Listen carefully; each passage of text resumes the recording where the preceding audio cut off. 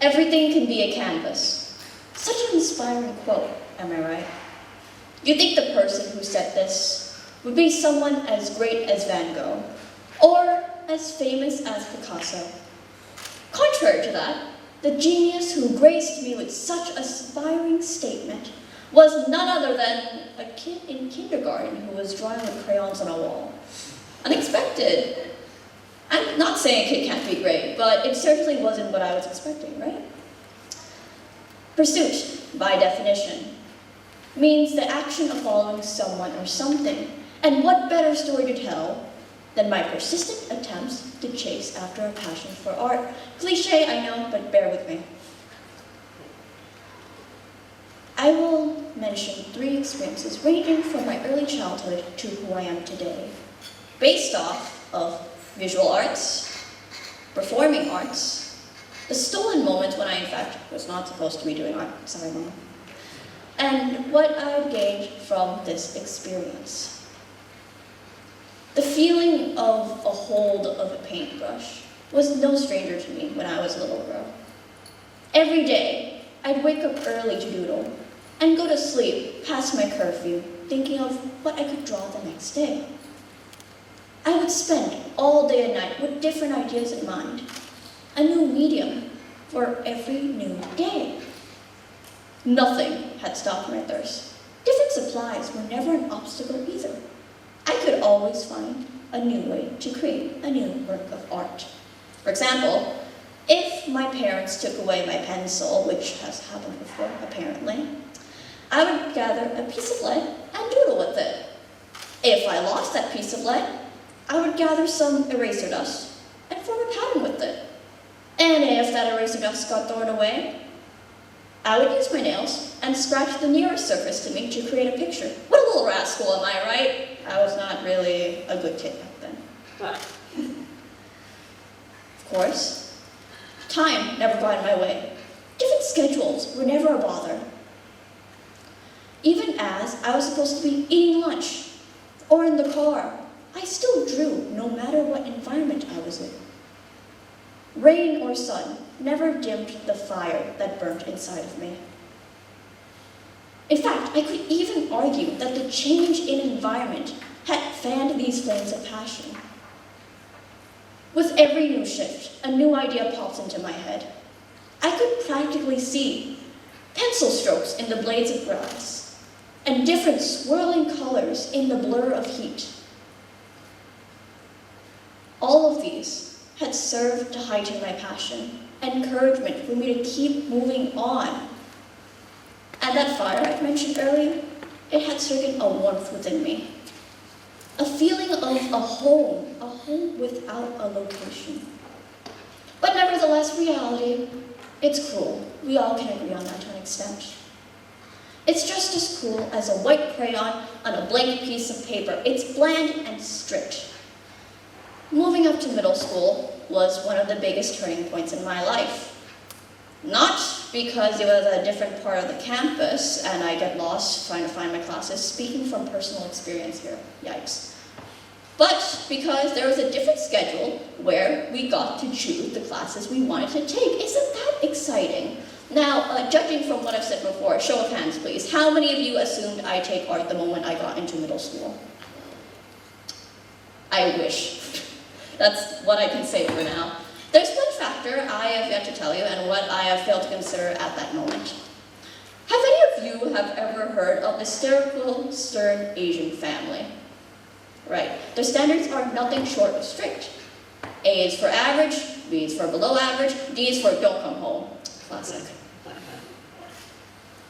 And the thing with this is that the main prominent factor of that is that they absolutely despised art. Not a good look for me, is it? And my family was no exception. However, all of you should know one thing. I was not a patient girl at that time, not when it came to something that I actually liked. I was determined to find some sort of loophole. And that's when I discovered it, a new type of art I have yet to try, something I have snuck past my parents. Performing arts, ladies and gentlemen. In 6th grade, I took band out of curiosity, and in 8th grade, I joined drama because I lost a bet. However, I can safely say today, I regret none of those decisions.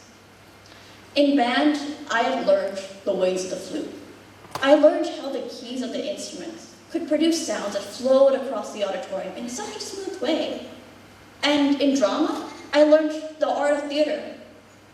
I learned how the words that practically spilled out of my mouth could accompany my movements as I drifted across the stage, telling a story I thought I never could.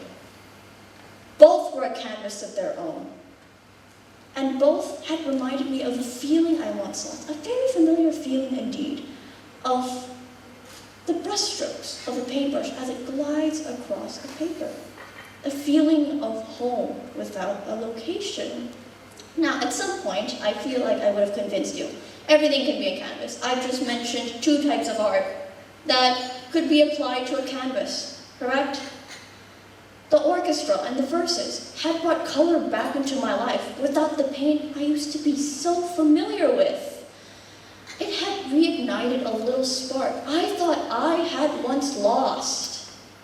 And yet the field to the light of my life was short-lived once more. As, whoop-de-doo, middle school only lasted 3 years. What a shocker. Before I knew it, I was up and about and ready to go to high school, which meant more responsibilities and less time for me to spend with my beloved paintbrush. And what creative ideas I could have had. One day, I sat in front of my graphing calculator, dejected, as any artist would be in the situation. I had no way to get out of it this time. I was in math class now, no loophole, back into the world of swirling colors and brushstrokes. I took a look at my calculator, and it almost seemed as it took a look back at me. Suddenly, a very familiar quote popped into my head. All of you know it. Everything can be a canvas. You all could probably guess what happened next. It escalated from there. Now, I took this formula I got off of Google. I used it as a base. And then I experimented with it, see what I could make. Of course, eventually it got messy, as any artwork would. Yeah. However, notice how it is basically the same equation, but I just swapped a couple of letters and symbols around. Eventually, I got this. An eye.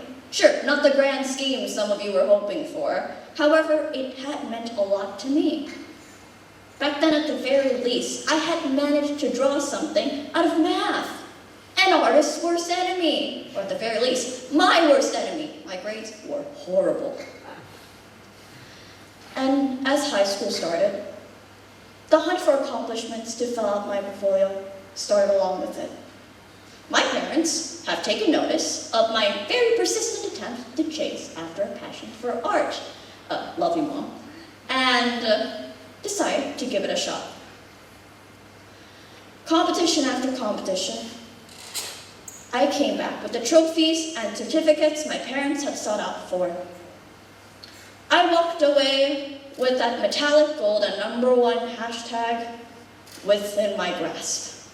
But as I walked away from that studio, I walked away with not only certificates that I could show off to universities or to gain bragging rights, but I walked away with a canvas to paint my own future. A heart full of fire undiminished, and a feeling of warmth, a feeling of home without a location. As all of you can see, I have gained my passion today. And the one thing the audience can take away from today is 1, never give up, and 2, disappoint your parents. However, I have found my own passion. I hope everyone here today will find their flame too. Thank you for listening.